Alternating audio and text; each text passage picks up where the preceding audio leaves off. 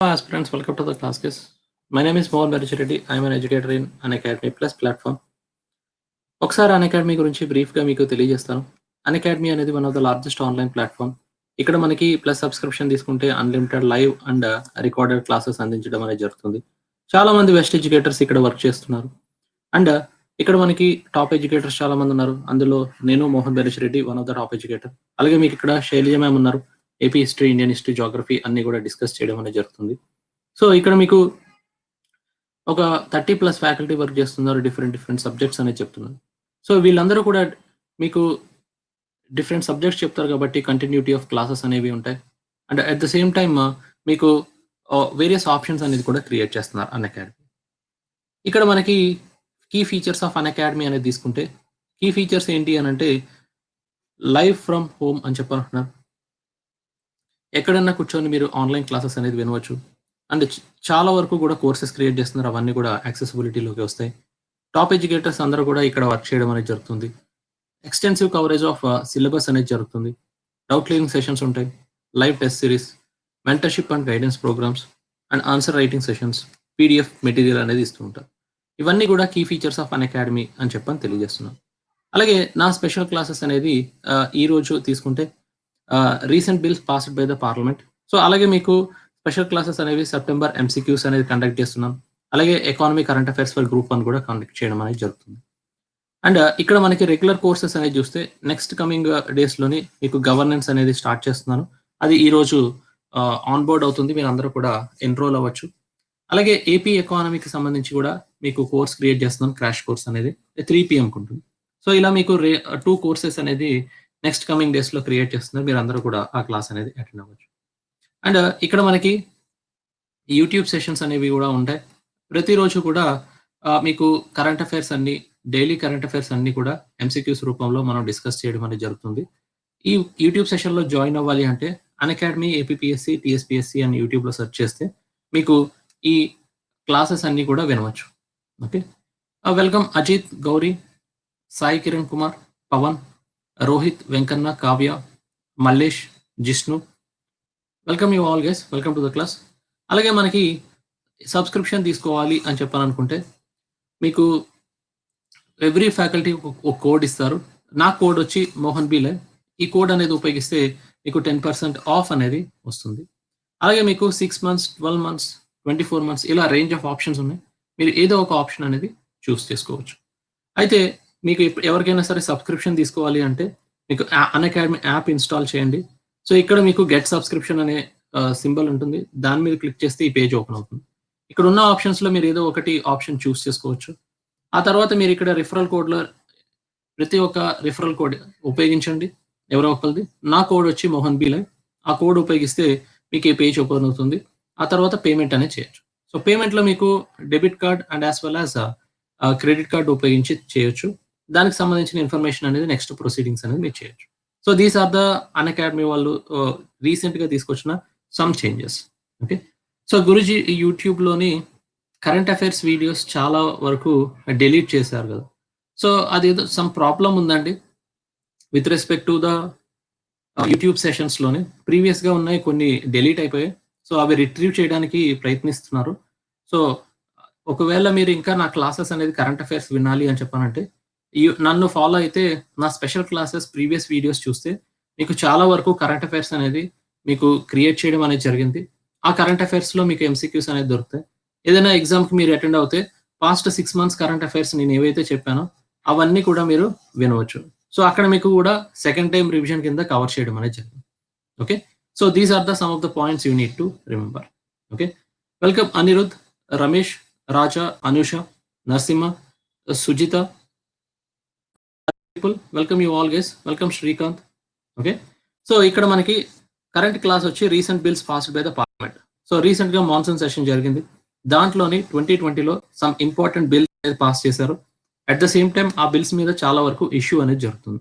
Okay, so మరి ఆ బిల్స్లోని యాక్చువల్గా ఏం మెన్షన్ చేశారు అనే దాని గురించి డిస్కస్ చేద్దాం.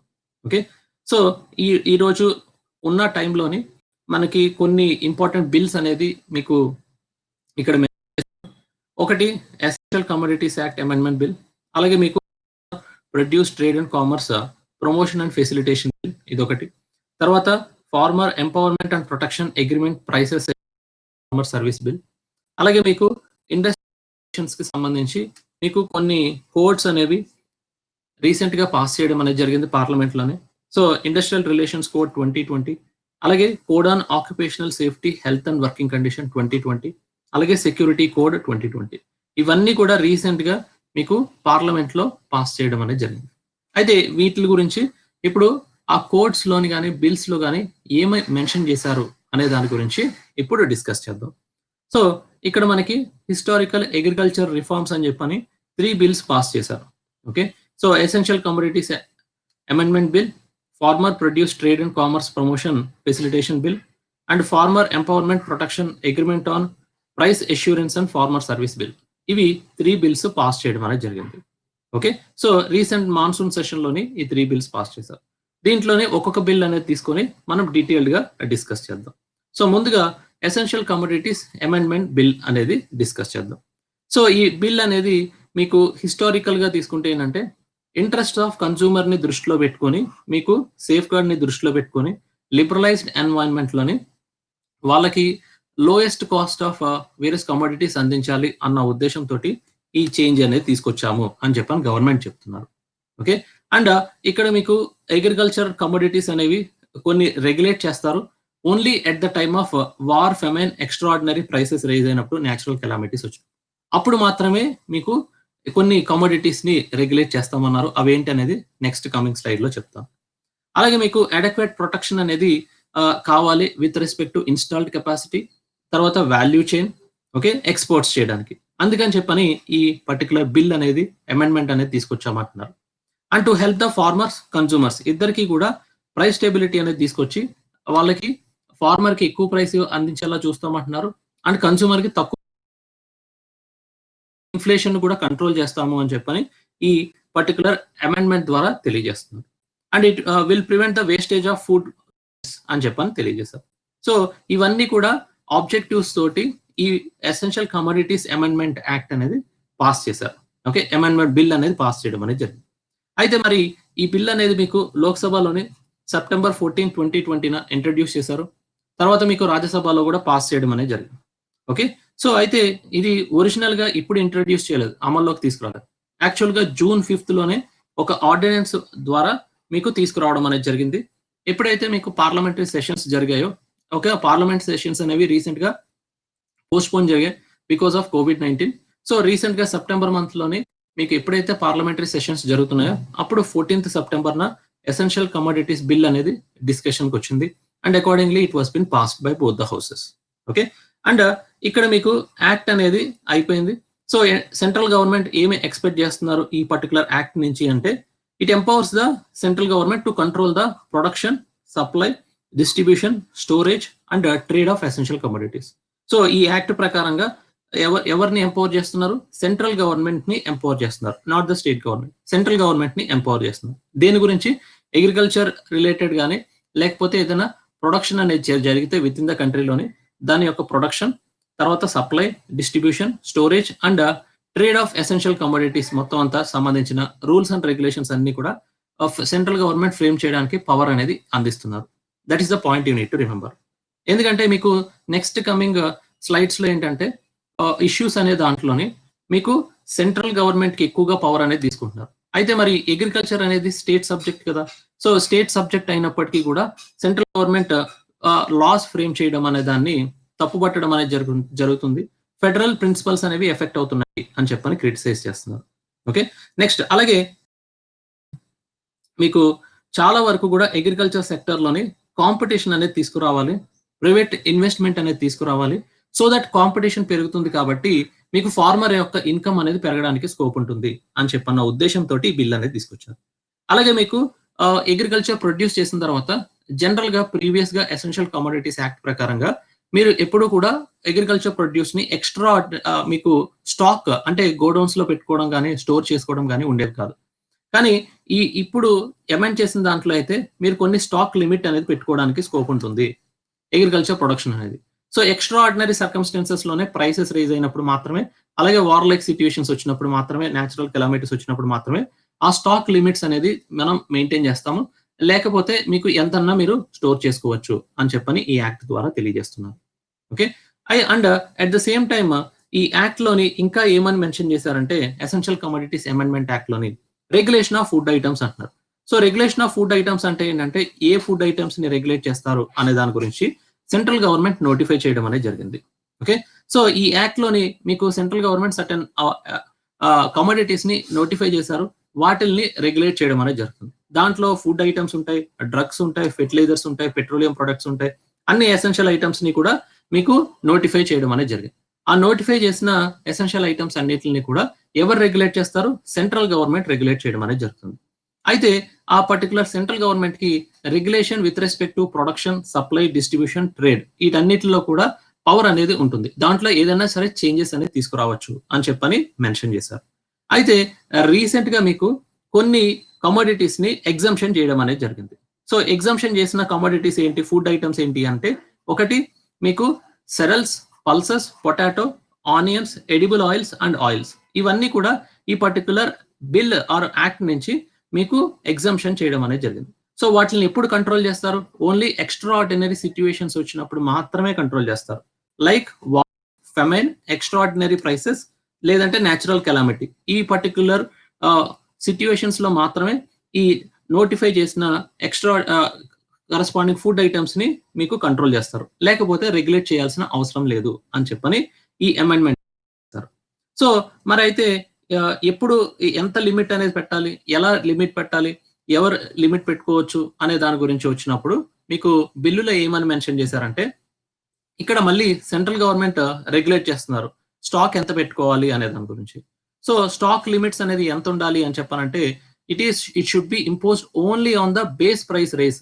సో బేస్ ప్రైస్ రైజ్ అనేది జరిగినప్పుడు స్టాక్ లిమిట్ అనేది సెంట్రల్ గవర్నమెంట్ రెగ్యులేట్ చేస్తారు అంటున్నారు. సో సెంట్రల్ గవర్నమెంట్ ఎప్పుడు స్టాక్ ప్రైస్ అనేది రైజ్ అయినప్పుడు రెగ్యులేట్ చేస్తారంటే మీకు హార్టికల్చర్ ప్రొడక్ట్స్ కి అయితే 100% రైజ్ అయినప్పుడు మాత్రమే స్టాక్ లిమిట్ అనేది చేస్తారు.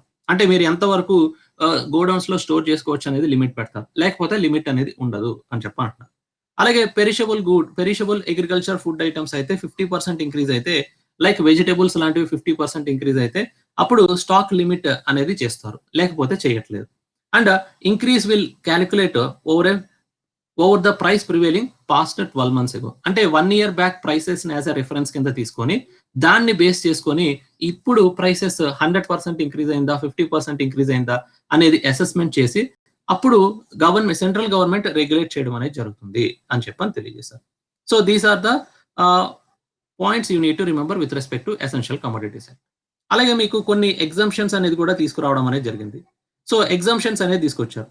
అంటే ఏంటంటే మీకు ఎప్పుడైనా సరే బిల్లులోనే ఏమంటున్నారంటే స్టాక్ లిమిట్ అనేది తీసుకొచ్చినప్పుడు ఆన్ అగ్రికల్చర్ ప్రొడక్ట్స్, ఓకే, అక్కడ మీకు produce will not apply to the processor or value chain అని చెప్పని అంటున్నారు. ఓకే. సో వాల్యూ చైన్ లోని మీకు ఎంతైనా సరే ఇన్స్టాల్డ్ కెపాసిటీ అనేది పెంచుకుంటూ పోవచ్చు.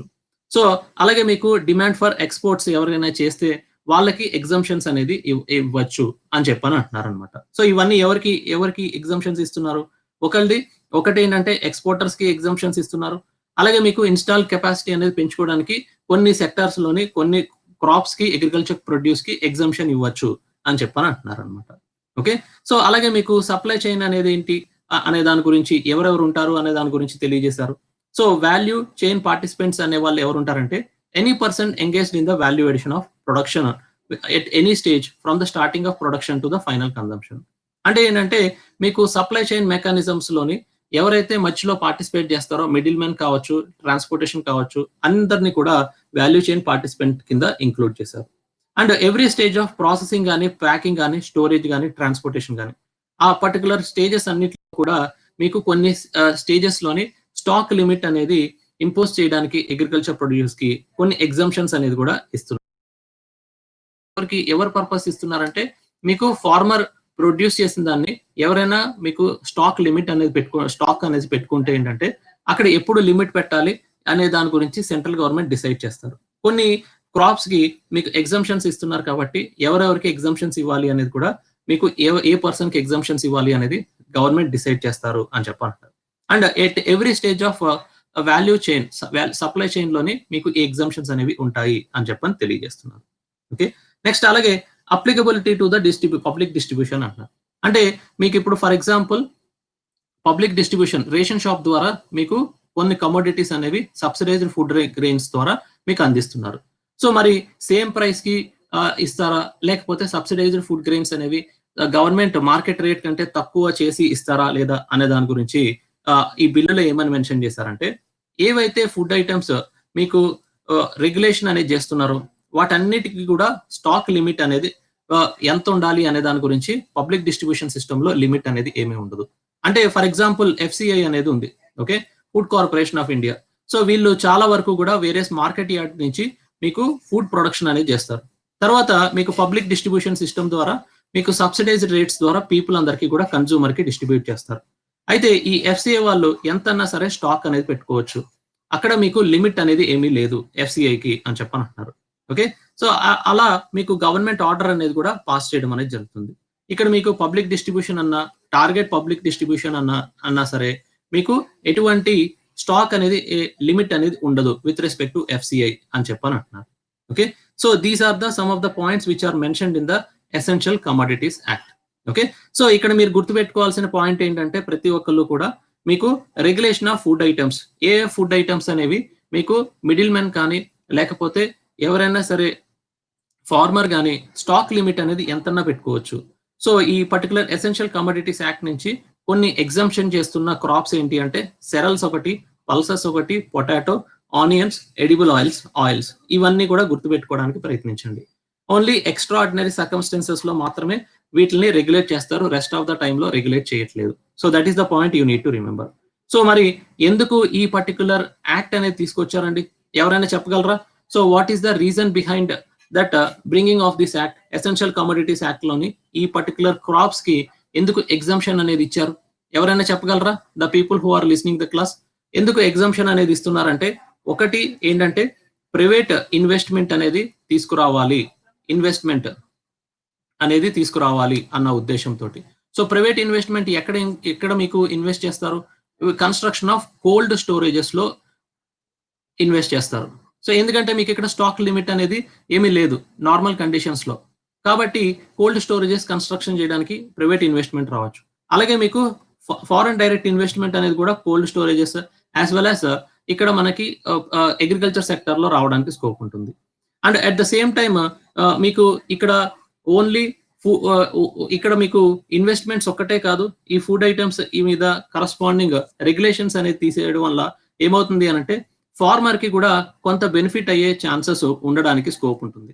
ఎందుకంటే చాలా మంది ఫార్మర్ దగ్గరకు వచ్చి ఫుడ్ కమోడిటీస్ అనేది కొంటారు కాబట్టి ఏమవుతుంది, ఈ ప్రైవేట్ ఆర్గనైజేషన్స్ మీద కాంపిటీషన్ అనేది ఇంక్రీజ్ అయితే ఫార్మర్ బెనిఫిట్ అయ్యే ఛాన్సెస్ ఉంటాయి అని చెప్పని అంటున్నారు. సో ఈ ఫార్మర్ కి ఎక్కువ ప్రైస్ అనేది రావడానికి స్కోప్ ఉంటుంది.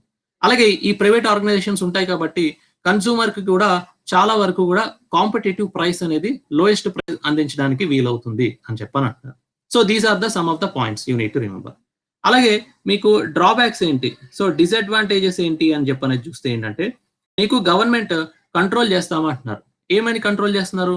Only war, famines, extra ordinary prices, natural calamity వచ్చినప్పుడు మాత్రమే కంట్రోల్ చేస్తామంటున్నారు.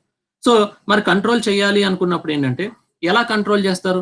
ఫస్ట్ థింగ్ ఏంటంటే మీకు ఇక్కడ స్టాక్ లిమిట్ అనేది మీకు ఇంత ప్రైస్ ఇంక్రీజ్ అయితేనే కంట్రోల్ చేస్తామంటున్నారు. 100% ఇంక్రీజ్ అయితేనే, రీటైల్ ప్రైస్ ఇంక్రీజ్ అయితేనే మీకు కరస్పాండింగ్ హార్టికల్చర్ ప్రొడ్యూస్ క్రాప్స్ కి, పెరిషబుల్ అగ్రికల్చర్ క్రాప్స్ కి మీకు స్టాక్ లిమిట్ పెడతాము.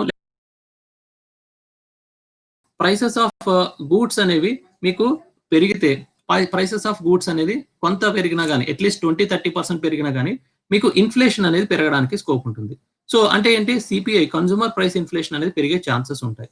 సో ఇనిషియల్ డేస్ లోని మీకు కన్జ్యూమర్ ప్రైస్ ఇన్ఫ్లేషన్ బాగా ఫ్లక్చువేట్ అయ్యే ఛాన్సెస్ ఉంటాయి అని చెప్పనంటున్నారు. అండ్ ఇంకొకటి ఏంటంటే మీకు hoarding and as well as black marketing అనేది ఆపడం అనేది డిఫికల్ట్ అని చెప్పనంటున్నారు. సో ఈ బ్లాక్ మార్కెటింగ్ అనేది ఇప్పటికే మనకి చాలా వరకు బ్లాక్ మార్కెటింగ్ అనేది జరిగినప్పటికీ కూడా ఐడెంటిఫై చేయలేని పరిస్థితి. సో అలాంటప్పుడు మీకు ఫార్మర్ కి ఎలా రెమ్యునరేటివ్ ప్రైస్ ఇస్తారు? ఎందుకంటే మన ఇండియాలోని చాలా మంది ఫార్మర్స్ అందరూ కూడా స్మాల్ అండ్ మార్జినల్ ఫార్మర్స్, వాళ్ళందరూ ఇల్లిటరేట్స్. కాబట్టి ఈ హోర్డింగ్, బ్లాక్ మార్కెటింగ్ జరగడం వల్ల మీకు చాలా వరకు కూడా మీకు ఏమవుతుంది అని అంటే అక్కడ ప్రైసెస్ ఆఫ్ కమోడిటీస్ అనేవి పెరిగిపోయే ఛాన్సెస్ ఉంటాయి అని చెప్పనంటున్నారు. అన్లెస్ గవర్నమెంట్ స్ట్రింజెంట్ గా యాక్షన్ తీసుకుంటే తప్పితే. ఇక్కడ ఆల్ ద టైమ్ ఇంకొకటి ఏంటంటే సెంట్రల్ గవర్నమెంట్ లో మీకు లాలో చేంజెస్ అనేది తీసుకొస్తారు. కానీ ఈ హోర్డింగ్, బ్లాక్ మార్కెటింగ్ అంతా కూడా ఐడెంటిఫై చేసి చూడాల్సిన బాధ్యత ఎవరిది అంటే స్టేట్ గవర్నమెంట్ది. సో స్టేట్ గవర్నమెంట్ కి ఇక్కడ అంత ఎక్కువ రోల్ అనేది లేదు with respect to notifying these corresponding crops or with respect to regulating of various prices. So government ఏంటి, వన్ నేషన్ వన్ మార్కెట్ అనేది తీసుకురావాలి అనేది గవర్నమెంట్ యొక్క ఉద్దేశం. కానీ ఇన్ రియాలిటీలో చూస్తే ఏంటంటే it is very difficult task for the central government to implement these type of acts అని చెప్పని అంటారు. సో ఇవన్నీ కూడా ఏంటంటే సమ్ ఆఫ్ ద డ్రాబ్యాక్స్ అనేది గుర్తుపెట్టుకోవాలన్నమాట మీరు. Okay, so these are the basic గా మీకు ఈ యాక్ట్ లో ఏమేమి మెన్షన్ చేశారు అనే దాని గురించి మీకు ఇక్కడ తెలియజేశాను. ఓకే, సో ఇవన్నీ కూడా ఏంటంటే benefits of the act. Okay, so price stability తీసుకొస్తామంటున్నారు, బట్ హవెవర్ ఇన్ రియాలిటీ అనేది మీకు డెఫినెట్ గా కన్సూమర్ ప్రైస్ ఇన్ఫ్లేషన్ అనేది పెరుగుతుంది. Okay, so that is the point you need to remember. అలాగే ఇష్యూస్ అనేవి కూడా మీకు ఇక్కడ ఎక్స్ప్లెయిన్ చేశాను. సో నెక్స్ట్ యాక్ట్ ఏంటంటే farmer empowerment protection agreement on price assurance and farmer service bill 2020. So recent గా ఈ బిల్ అనేది రాజ్యసభలో పాస్ చేశారండి. సో ఒకసారి బిల్లులో ఏం మెన్షన్ చేశారనేది బ్రీఫ్ గా మీకు తెలియజేస్తాను. ఓకే, సో ఈ బిల్ అనేది కూడా మీకు లోక్సభలోని పాస్ అయింది September 14th. తర్వాత మీకు రాజ్యసభలో కూడా పాస్ అయింది. But there are certain issues with respect to passing of that bill. So రాజ్యసభలో ఏమంటారంటే వాయిస్ ఓట్ ద్వారా పాస్ చేశామంటారు. సో వాయిస్ ఓట్ అని చెప్పానంటారు. సో వాయిస్ ఓట్ ద్వారా పాస్ చేశారు. మరి గవర్నమెంట్ కి రాజ్యసభలోని మీకు మెజారిటీ లేదు కదా. సో మరి యాక్చువల్ ఓటింగ్ సిస్టమ్ అనేది, ఫిజికల్ ఓటింగ్ సిస్టమ్ అనేది ఎందుకు కండక్ట్ చేయలేదు అనేది ఇష్యూ. అండ్ కరస్పాండింగ్ మెజారిటీ లేనప్పుడు వాయిస్ ఓట్ ద్వారా ఎలా మీకు పాస్ చేస్తారు అనేది ఇంకొక ఇష్యూ. సో అలా మీకు రాజ్యసభలోని మీకు ఇష్యూస్ అనేవి ఉన్నాయి అని చెప్పనేది ఒకటి జరుగుతుంది. అండ్ దాన్ని అపోజిషన్ వాళ్ళు రేస్ చేశారు. సెకండ్ థింగ్ ఏంటంటే మీకు ఈ పర్టికులర్ బిల్ అనేది పాస్ చేసిన తర్వాత most of the government allies అందరూ కూడా దూరం అయ్యారు.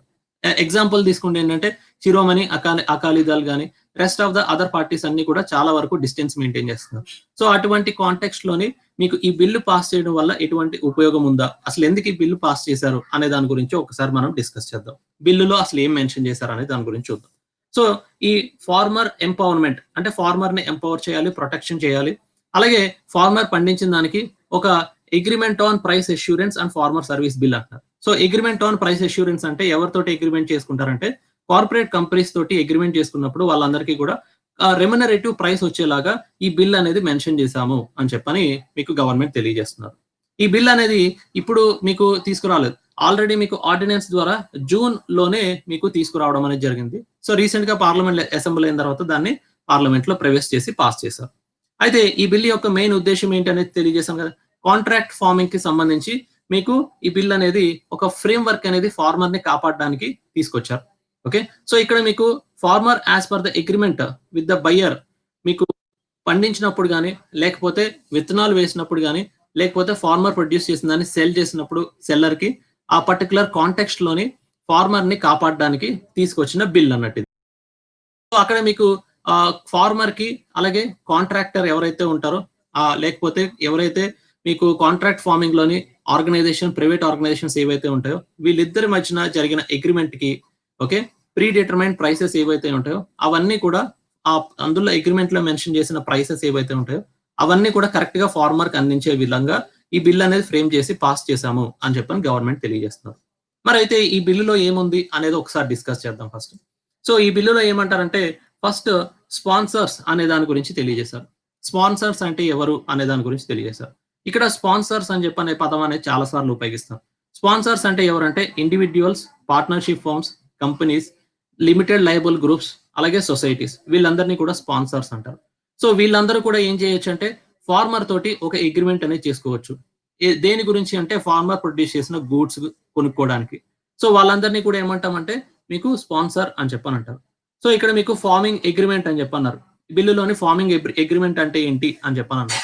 సో ఇక్కడ మీకు at any stage farmer produce చేసిన దాన్ని మీకు సెల్ చేసేటప్పుడు స్పాన్సర్ కొనుక్కొని వాళ్ళిద్దరి మధ్యన అగ్రిమెంట్ అనేది జరిగితే ఫార్మర్ అగ్రిమెంట్ అంటారు. సో అది మీకు ఫార్మర్ కి స్పాన్సర్ కి మధ్యన జరగచ్చు, లేదంటే ఫార్మర్ స్పాన్సర్ థర్డ్ పార్టీ ఇలా మీకు జరగడానికి స్కోప్ ఉంటుంది అని చెప్పని తెలియజేస్తారు. సో ఇక్కడ ఏంటంటే మీకు most of the time intermediary persons చాలా మంది ఉంటారు, third party persons. So final sponsor వేరు ఉంటారు, ఫార్మర్ వేరు ఉంటారు, థర్డ్ పార్టీ వేరు ఉంటారు.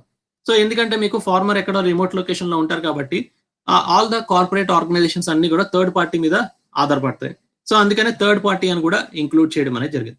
సో వాళ్ళనే మనం ఇంటర్మీడియరీస్ అనొచ్చు, లేదు అని చెప్పానంటే మిడిల్ మెన్ అని చెప్పాలని కూడా అనొచ్చు. So the role and service of any third party ఎలా ఉంటుందంటే includes aggregator.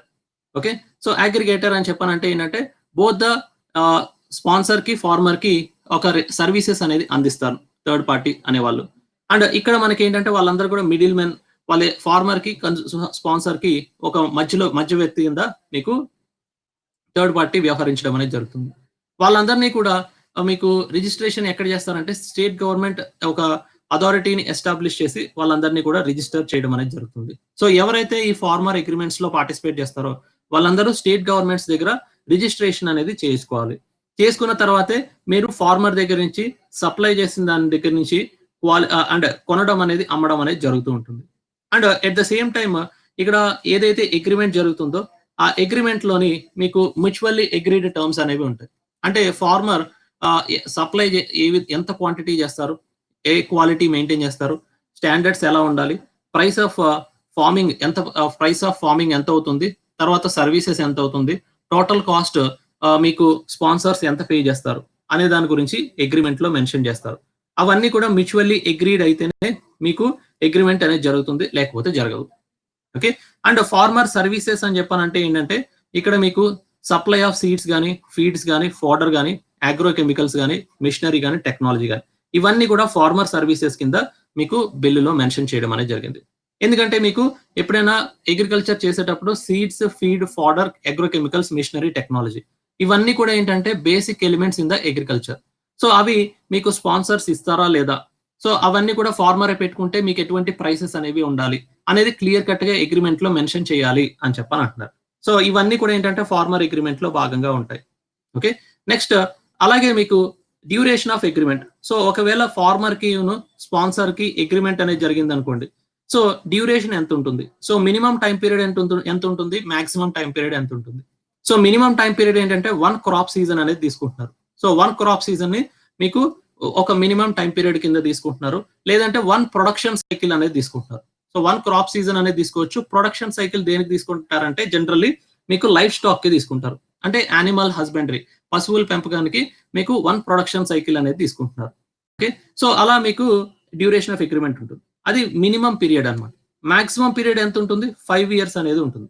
And at the same time ఇవి మినిమం మాక్సిమమే కాదు, ఇంకొకటి కూడా మెన్షన్ చేశారు ఇక్కడ అగ్రిమెంట్ చేసుకునేటప్పుడు. సో ఒకవేళ ఫార్మర్ కి స్పాన్సర్స్ కి అగ్రిమెంట్ లోని మ్యూచువల్ గా డిసైడ్ అయితే వాళ్ళు ఫిక్స్ చేసుకోవచ్చు మాక్సిమం పీరియడ్ ఎంత ఉండాలి అని. అంటే ఏంటి, మీకు ఇక్కడ మాక్సిమం పీరియడ్ ఎంత ఉండొచ్చు అంటే ఎవరి మీద డిసైడ్ అయి ఉంటుందంటే farmer and as well as sponsors మీద ఆధారపడి ఉంటుంది అనేది గుర్తుపెట్టుకోవాలి. నెక్స్ట్ అలాగే మీకు ప్రైసింగ్ ఆఫ్ ఫార్మింగ్ ప్రొడ్యూస్ అనేది తీసుకుందాం. So pricing of farming produce. Okay, so farmer produce చేసిన దాన్ని ప్రైస్ ఎలా డిసైడ్ చేస్తారు. So price to be paid for the purchase of farmer produce by the sponsors ఎలా ఉండాలి, అగ్రిమెంట్ లో మెన్షన్ చేశారు. ఓకే, సో అగ్రిమెంట్ లో మెన్షన్ చేసిన దాని ప్రకారంగా ప్రైస్ అనేది పే చేస్తారు. ఓకే, సో అయితే ఇన్ కేస్ ఆఫ్ ప్రైస్ ఈ సబ్జెక్టెడ్ టు వేరియేషన్, ఒకవేళ ప్రైసెస్ అనేవి బాగా వేరీ అయిపోతున్నాయి, ఓకే, అగ్రిమెంట్ లో మెన్షన్ చేసిన దానికంటే కూడా, సో అప్పుడు అగ్రిమెంట్ లో ఏమని ఇంక్లూడ్ చేయాలి అన్నారంటే guaranteed prices to be paid to such produce అంటారు. అంటే ఎప్పుడైనా రైస్ అనేది కొనుక్కున్నప్పుడు దాని యొక్క ప్రైసెస్ అనేవి బాగా వేరీ అవుతూ ఉంటే అప్పుడు ఏం చేస్తారంటే డెఫినెట్ గా అగ్రిమెంట్ లో ఏమని మెన్షన్ చేయమంటున్నారంటే ఒక గ్యారంటీడ్ ప్రైస్ అనేది ఖచ్చితంగా స్పాన్సర్స్ అంటే కంపెనీస్ కానీ లేకపోతే ఎవరైతే కొంటారో ఫార్మర్ దగ్గర వాళ్ళు డెఫినెట్ గా కొంత గ్యారంటీ ప్రైస్ అనేది ఇవ్వాలి, అది అగ్రిమెంట్ లో మెన్షన్ చేయాలి అంటున్నారు బిల్లు. ఓకే, నెక్స్ట్ అలాగే clear price reference for any of the additional amount. అంటే ఏంటంటే మీకు అడిషనల్ అమౌంట్ ఏదైనా మీకు ఇవ్వాలి, లైక్ బోనస్ కానీ ప్రీమియం కానీ, అంటే ఫార్మర్ ఒక్కొక్కసారి గుడ్ క్వాలిటీ మెయింటైన్ చేశాడు అనుకోండి, సో ఆ క్వాలిటీ అనేది మెయింటైన్ చేస్తే మెన్షన్ అగ్రిమెంట్ లో మెన్షన్ చేసిన దానికంటే అక్కడ స్పాన్సర్ కి ఎక్కువ లాభం వస్తుంది. సో ఆ లాభం వచ్చినప్పుడు ఏం చేస్తున్నారు, అక్కడ కొంత బోనస్ కింద కూడా ఫార్మర్ కి ఇవ్వచ్చు. సో అది కూడా మీరు అగ్రిమెంట్ లో మెన్షన్ చేయాలి అంటున్నారు.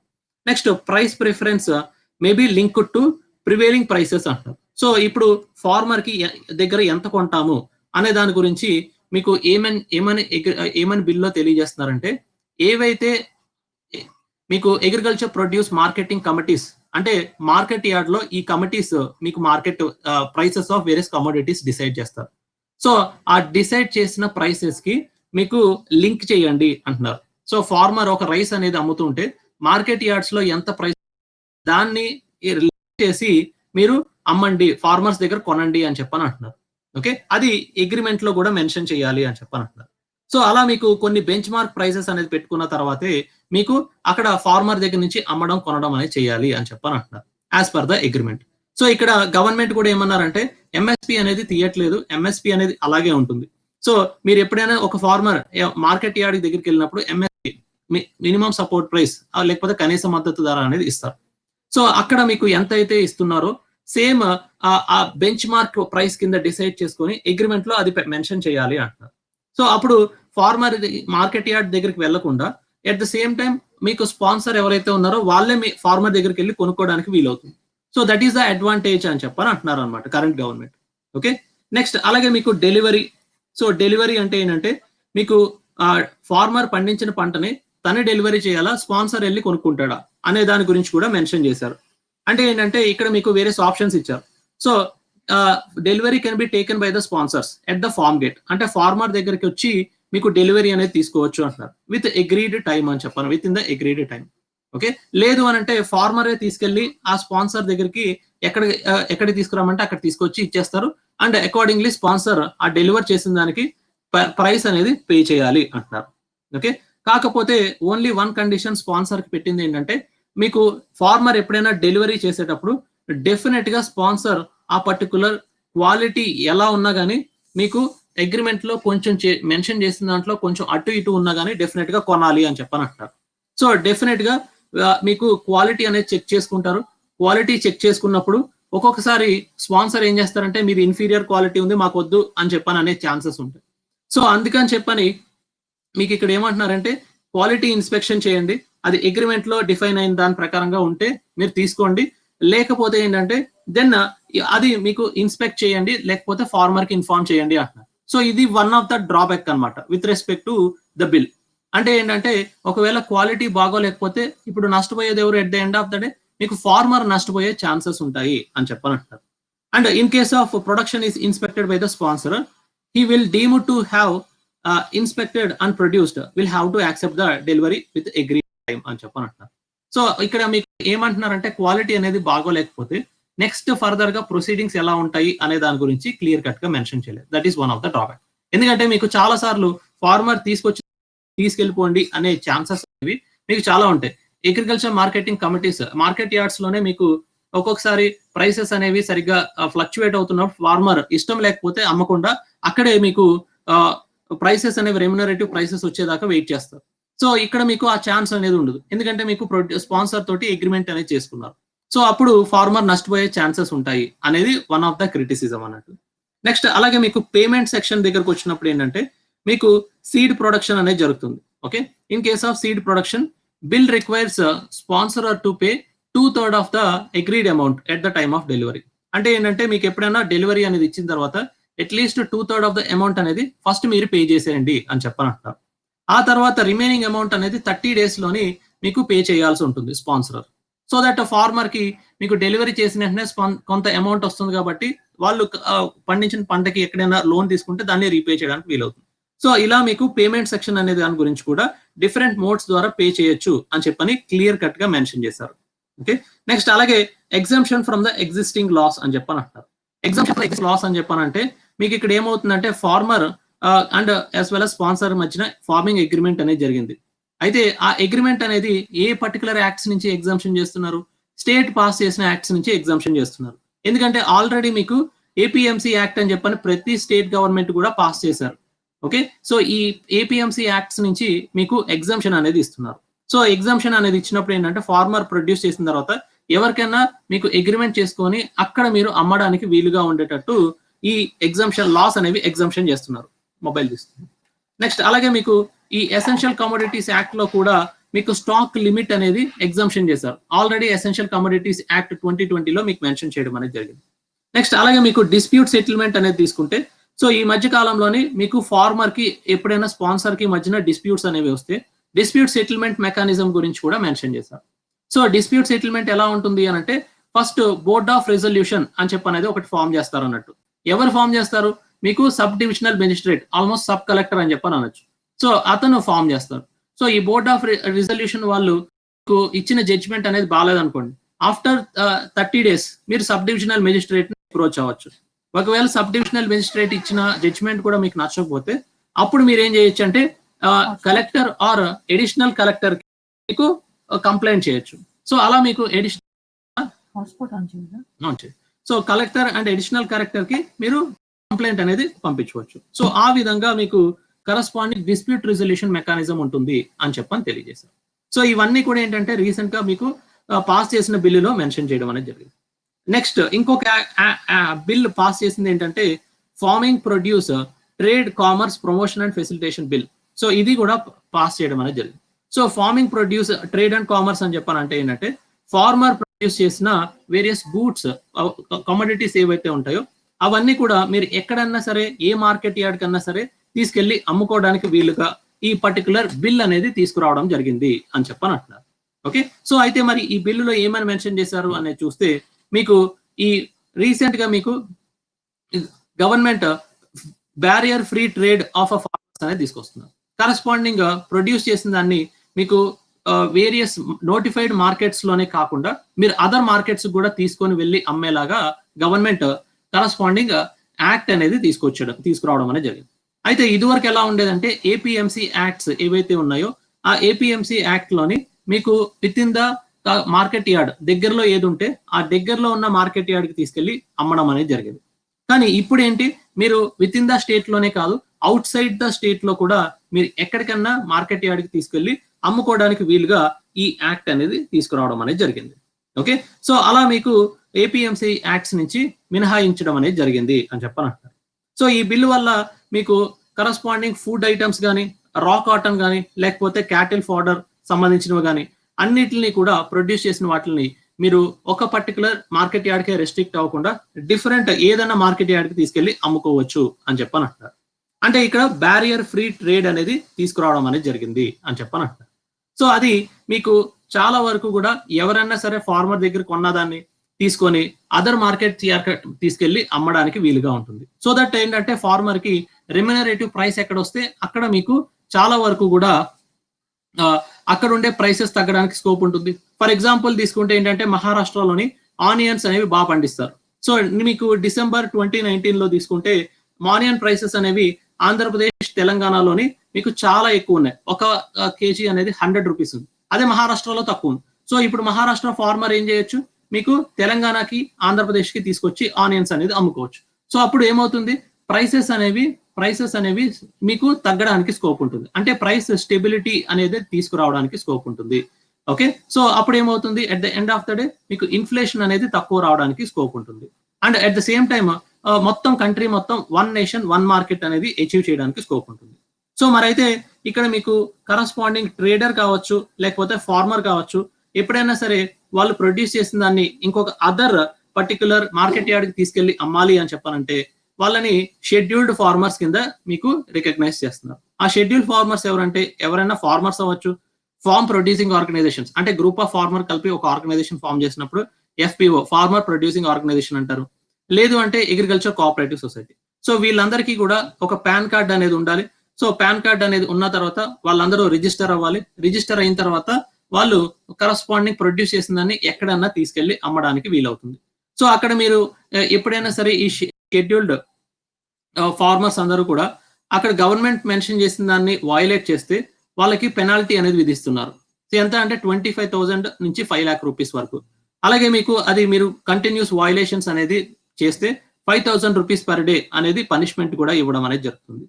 అండ్ ఎప్పుడైనా సరే ఫార్మర్ అదర్ మార్కెట్ యార్డ్కి తీసుకెళ్లి అమ్మితే పేమెంట్ అనేది ఎలా ఇవ్వాలి అని అంటే మీకు సేమ్ డే మీకు పేమెంట్ ఇవ్వాలి అంటారు.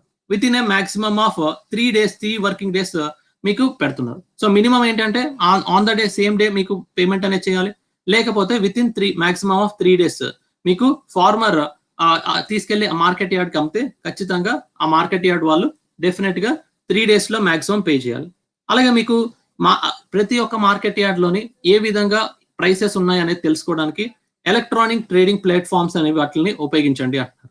సో ఇక్కడ మీకు ఈనామ్ అనే ప్రోగ్రామ్ అనేది తీసుకొచ్చారు గవర్నమెంట్. సో ఈనామ్ అనే ప్రోగ్రామ్ లో ఏంటంటే మీకు డిఫరెంట్ ఆన్లైన్ ప్లాట్ఫామ్స్ అనేవి మీకు క్రియేట్ చేశారు. సో ఇక్కడ ఆన్లైన్ ప్లాట్ఫామ్ ద్వారా ఏంటంటే ఇంటర్నెట్ ద్వారా మీకు అన్ని మార్కెట్ యార్డ్స్ ని, అంటే ఇప్పుడు కరెంట్లీ 585 మార్కెట్ యార్డ్స్ ని ఇంటర్నెట్ ద్వారా కనెక్ట్ చేయడం అనేది జరిగింది. సో ఈ 585 మార్కెట్ యార్డ్స్ లో డిఫరెంట్ ప్రైసెస్ ఎలా ఉన్నాయని తెలుసుకొని ఆ పర్టికులర్ మార్కెట్ యార్డ్ కి తీసుకెళ్లి అమ్మడం కొనడం అనేది చేస్తూ ఉంటారు. ఓకే, సో ఓన్లీ థింగ్ ఏంటంటే ఫస్ట్ ఆ పర్టికులర్ ఫార్మర్ రిజిస్టర్ అవ్వాలి, పాన్ కార్డ్ ఉండాలి అని చెప్పని అంటున్నారు. సో అలా చేస్తే మీకు ఆన్లైన్ ప్లాట్ఫామ్ ద్వారా తెలుసుకొని మీరు మార్కెట్ యార్డ్ తీసుకెళ్లి అమ్ముకోవచ్చు అని చెప్పని అంటున్నారు. So these are the some of the points you need to remember. Okay, next అలాగే మీకు no fee will be levied by any of the states అంటున్నారు. సో ఈ బిల్ ఏం చేసిందంటే స్టేట్ గవర్నమెంట్ ఏపీఎంసీ అనేది మీకు యాక్ట్ అనేది పాస్ చేశారు. అప్పుడు ఏమవుతుంది, జనరల్ గా ఎప్పుడైనా ఒక ఫార్మర్ తీసుకొస్తే ఏంటంటే వాళ్ళు సర్వీసెస్ చేసినందుకు ఏంటంటే మీకు ఒక స్టేట్ ఫీ అనేది కలెక్ట్ చేయడం అనేది జరుగుతూ ఉంటుంది. సెస్ కలెక్ట్ చేయొచ్చు, లేదంటే మార్కెట్ ఫీ కలెక్ట్ చేయొచ్చు, అదర్ ట్యాక్సెస్ అనేవి మీకు ఇంపోజ్ చేయొచ్చు. అయితే అవన్నీ కూడా ఈ బిల్లు ద్వారా ప్రొహిబిట్ చేయడం అనేది జరిగింది.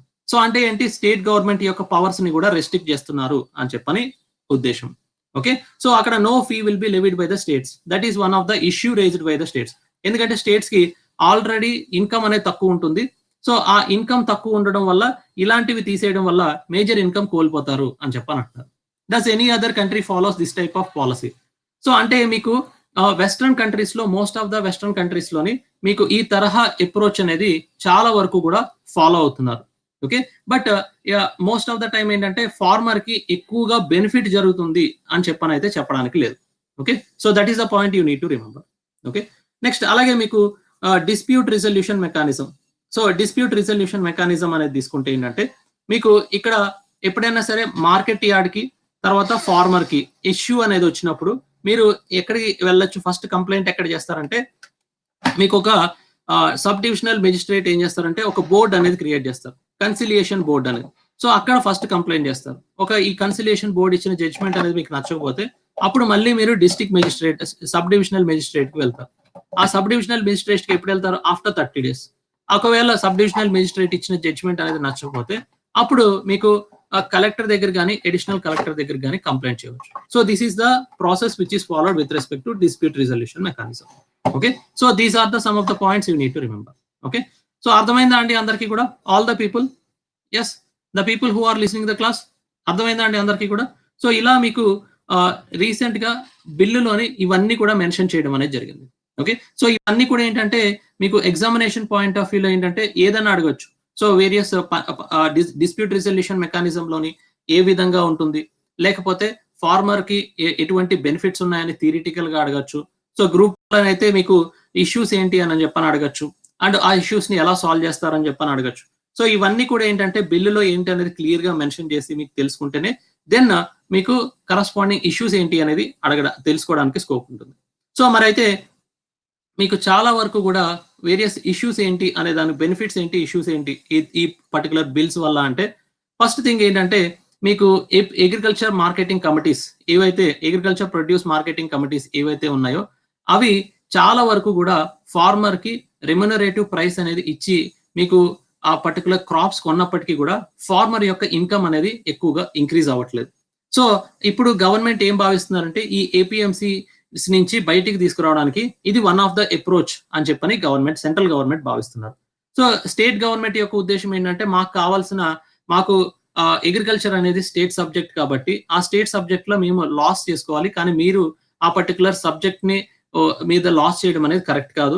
మాకు రెవెన్యూ సోర్స్ అనేది కోల్పోతున్నాము, అండ్ అగ్రికల్చర్ అంటే vast section of the people మీద రెగ్యులేట్ చేసేది కోల్పోతున్నాము అనేది కరస్పాండింగ్ స్టేట్స్ యొక్క ఉద్దేశం అన్నట్టు. అండ్ ఇంకొకటి ఏంటంటే గవర్నమెంట్ తీసుకొచ్చింది ఏంటి, contract farming. So contract farming తీసుకొచ్చారు, తర్వాత స్టాక్ లిమిట్ అనేది తీసేశారు, and inter state and intra state అంటే ఒక స్టేట్ నుంచి ఇంకో స్టేట్ కి తీసుకెళ్లి అమ్ముకోవడానికి వీలు కల్పిస్తున్నారు. సో అక్కడ మీకు మెజారిటీ ఆఫ్ ద గూడ్స్ అనేవి ఒక పర్టికులర్ స్టేట్ నుంచి ఇంకో పర్టికులర్ స్టేట్ కి తీసుకెళ్లి అమ్మడానికి యాక్సెసిబిలిటీ అనేది గవర్నమెంట్ ఇస్తున్నారు. So in a long run మనకి ప్రైస్ స్టెబిలిటీ అనేది రావడానికి స్కోప్ ఉంటుందేమో అని చెప్పని అనొచ్చు. కానీ in a short period of time మనకి ఏమవుతుంది అంటే ప్రైసెస్ ఆఫ్ కమోడిటీ గూడ్స్ అనేవి డెఫినెట్ గా మీకు ఇంక్రీజ్ అవుతాయి. అంటే ఏంటి, ఇన్ఫ్లేషన్ అనేది షార్ట్ పీరియడ్ ఆఫ్ టైం లోనే డెఫినెట్ గా ఇంక్రీజ్ అయ్యే ఛాన్సెస్ ఉంటాయి అని చెప్పని అంటున్నారు. ఇంకొకటి ఏంటంటే ఫార్మ్ ప్రొడ్యూసింగ్ ఆర్గనైజేషన్స్ అనేవి ఎక్కువగా క్రియేట్ అవడానికి స్కోప్ ఉంటాయి. ఎందుకంటే మీకు మన ఇండియాలోని స్మాల్ ఫార్మర్స్ ఉంటారు, మార్జినల్ ఫార్మర్స్ ఉంటారు ఎక్కువగా. సో ఈ స్మాల్ ఫార్మర్స్, మార్జినల్ ఫార్మర్స్ ఎక్కువగా ఉండడం వల్ల వాళ్ళకి ఉన్న కొంత ల్యాండ్ అనేది మీకు అదర్ ఎవరైనా కాంట్రాక్టర్స్ తోటి అంటే స్పాన్సరర్స్ అంటే కంపెనీస్ తోటి మీరు అగ్రిమెంట్ చేసుకోవడానికి అంత ఫీజిబిలిటీ ఉండదు. నెగోషియేట్ చేసి మంచి బెటర్ ప్రైస్ తీసుకోవడానికి ఫీజిబిలిటీ ఉండదు. కాబట్టి చేస్తారు గ్రూప్ ఆఫ్ ఫార్మర్స్ అందరూ కూడా కలిసి ఒక లంసమ్ ల్యాండ్ అనేది అండ్ కల్టివేట్ చేయడానికి ఒక స్పాన్సరర్స్ తోటి నెగోషియేట్ చేయడానికి వీలవుతుంది. అందుకని చెప్పని ఫార్మ్ ప్రొడ్యూసింగ్ ఆర్గనైజేషన్స్ అనేది చాలా వరకు ప్రమోట్ అవడానికి స్కోప్ ఉంటుంది. అండ్ స్మాల్ ఫార్మర్ కి, మార్జినల్ ఫార్మర్ కి టెక్నాలజీ ఉండదు. సో ఎప్పుడైతే స్పాన్సరర్స్ తోటి మీరు కాంట్రాక్ట్ అనేది చేసుకుంటారో ఆ స్పాన్సరర్స్ మీకు చాలా వరకు హై ఎండ్ టెక్నాలజీ అనేది అందించి బెటర్ అగ్రికల్చరల్ ప్రాక్టీసెస్ తీసుకురావడానికి వీలవుతుంది అని చెప్పని అంటున్నారు. And at the same time ఈ వేర్ హౌసెస్ అంటే మీకు మార్కెట్ ఇన్ఫ్రాస్ట్రక్చర్స్ అనేవి పెంచుకోవడానికి స్కోప్ ఉంటుంది. ప్రైవేట్ ప్లేయర్స్ ఇన్వెస్ట్మెంట్ అనేది పెరగడానికి స్కోప్ ఉంటుంది. కాబట్టి మనకి వేర్ హౌసెస్, కోల్డ్ స్టోరేజెస్, మనకి పెరిషబుల్ గూడ్స్ ఏవైతే ఉంటాయో అవన్నీ కూడా సేవ్ చేసుకోవచ్చు అని చెప్పని అంటున్నారు. అండ్ గ్రేడింగ్ సిస్టమ్ అనేది తీసుకురావడానికి వీలవుతుంది అని చెప్పని అంటున్నారు. మార్కెట్ ఇన్ఫ్రాస్ట్రక్చర్ పెట్టుకోవడానికి తీసుకురావడానికి వీలవుతుంది అని చెప్పని అంటున్నారు. And at the end of the day మనకి ఏం జరుగుతుంది, one nation one market for agriculture produce అనేది అచీవ్ చేయడానికి స్కోప్ ఉంటుంది అని చెప్పని అంటున్నారు. So these are the some of the points which we need to remember.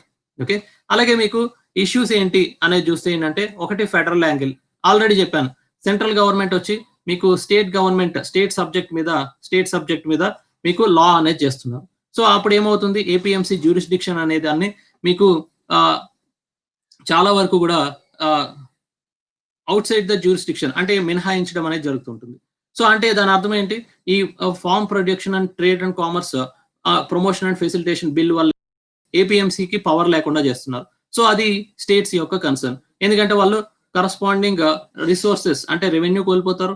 At the same time ఏంటంటే power to regulate the agriculture sector అనేది కోల్పోతున్నారు. Next అలాగే మీకు ఈ బిల్ తీసుకొచ్చినప్పుడు ఎవరిని కూడా కన్సల్టేషన్ అనేది చేయలేదు. సో అక్కడ మీకు యూనిలేటరల్ గా సెంట్రల్ గవర్నమెంట్ ఈ పర్టికులర్ బిల్ అనేది తీసుకురావడం అనేది మీకు ఒక ఇష్యూస్ అనేది క్రియేట్ చేస్తుంది.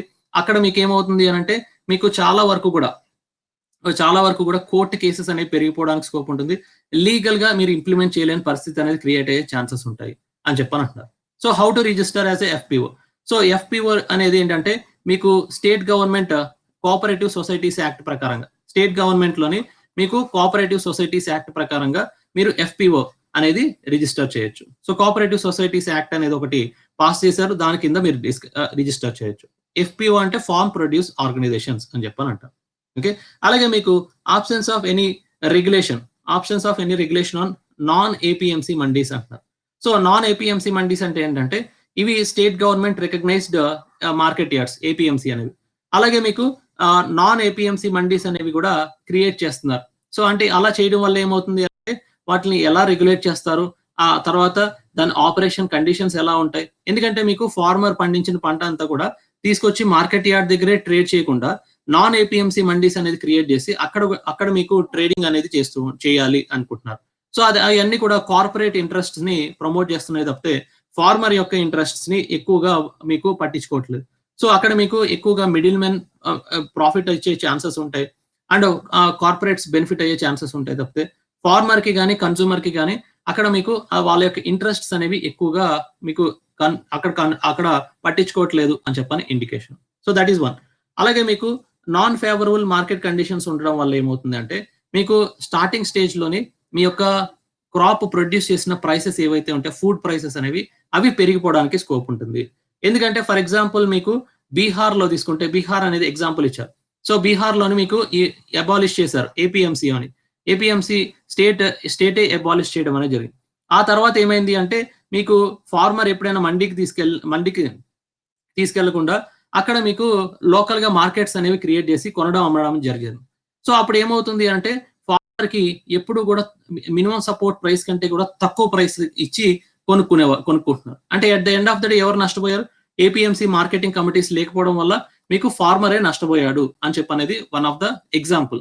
ఓకే, కాబట్టి డెఫినెట్ గా ఈ ఎగ్జాంపుల్ యాజ్ ఎ రెఫరెన్స్ కింద తీసుకొని మనకి ఇన్ ప్రాక్టికల్ సెన్స్ లో చూస్తే ఫార్మర్ నష్టపోయే ఛాన్సెస్ ఉంటాయి అని చెప్పని తెలియజేయాలి. Okay, so these are the some of the issues with respect to the recent loss, historical loss on agriculture sector. Okay, historical loss in agriculture sector అని చెప్పని తెలియజేస్తున్నారు. ఓకే, అర్థమైందా అండి అందరికీ కూడా? Yes, all the people. So ఇక్కడ మీరు గుర్తుపెట్టుకోవాల్సింది ఏంటంటే అగ్రికల్చర్ సెక్టర్ లోని as per the bare act ప్రకారంగా ఏమేమి ప్రొవిజన్స్ ఉన్నాయి, ఫార్మర్ కి ఏమేమి తీసుకొచ్చారు, ఆ తర్వాత ఫార్మర్ కి ఏ విధంగా నష్టం కలుగుతుంది అనేది మీరు గుర్తుపెట్టుకోవాలన్నట్టు. ఓకే, నెక్స్ట్ ఇంకొకటి ఏంటంటే రైట్ కోడ్ ఫర్ లేబర్ అని చెప్పాలంటున్నారు. Right code for labour. Okay, so దీంట్లోనే మీకు 3 లాస్ అనేది తీసుకొచ్చారండి. So labour laws, historic labour reforms అనే పేరు మీద మీకు రీసెంట్ గా పార్లమెంట్ 3 కోడ్స్ ని పాస్ చేయడం అనేది జరిగింది. సో ఒకటి ఏంటంటే occupational safety, health and working conditions code bill, అలాగే మీకు code on social security bill 2020, అలాగే industrial relations code bill 2020. So ఇవి 3 బిల్స్ అనేవి పాస్ చేశారు. ఓకే, 3 బిల్స్ అనేవి పాస్ చేశారు. అయితే దాంట్లోని మీకు ఎందుకు తీసుకురావాల్సిన పరిస్థితి అనేది వచ్చింది ఇప్పుడున్న పరిస్థితుల్లోనే, ఎందుకు తీసుకొచ్చారు అని అంటే, ఫస్ట్ థింగ్ ఏంటంటే లేబర్ అనేది ఏంటంటే మీకు కంకరెంట్ లిస్ట్ లోకి వస్తుంది. లేబర్ అనే కాన్సెప్ట్ అనేది, సబ్జెక్ట్ అనేది కంకరెంట్ లిస్ట్ లోకి వస్తుంది. మీకు సెంటర్ లాస్ అనేది ఫ్రేమ్ చేయొచ్చు, స్టేట్ గవర్నమెంట్ కూడా లాస్ అనేది ఫ్రేమ్ చేయొచ్చు.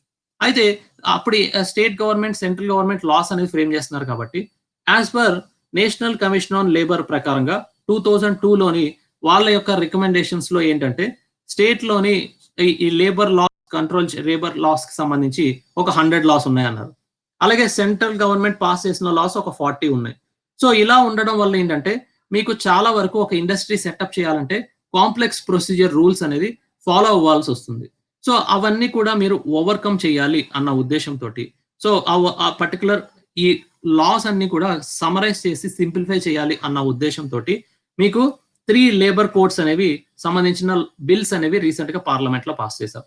దేనికి సంబంధించి పాస్ చేశారు? ఒకటి industrial relations, occupational safety, health working conditions, social సెక్యూరిటీకి సంబంధించి మీకు బిల్స్ అనేవి పాస్ చేయడం జరిగింది.